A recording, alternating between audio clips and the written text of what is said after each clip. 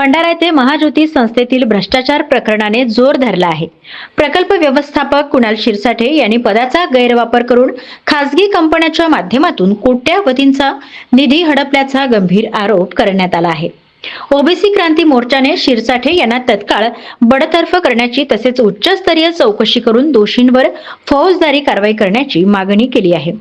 जिल्हाधिकारी मार्फत मुख्यमंत्र्यांना निवेदन सादर करण्यात आले आणि या प्रकरणात संबंधिताची मालमत्ता जप्त करण्याचीही मागणी करण्यात आली आहे आणि महाज्योतीतील भ्रष्टाचार मुळापासून नष्ट करण्याचा इशाराही देण्यात आला आहे. सरकारने ओबीसीच्या विद्यार्थ्यांसाठी महाज्योती संस्था स्थापन केलेली होती, पण त्या महाज्योती संस्थामध्ये शिरसाट साहेब आणि राजेश खवले या अधिकाऱ्यांनी करोडोचा भ्रष्टाचार केला आणि स्वतःच्या कंपन्या तयार करून त्या भ्रष्टाचार केला.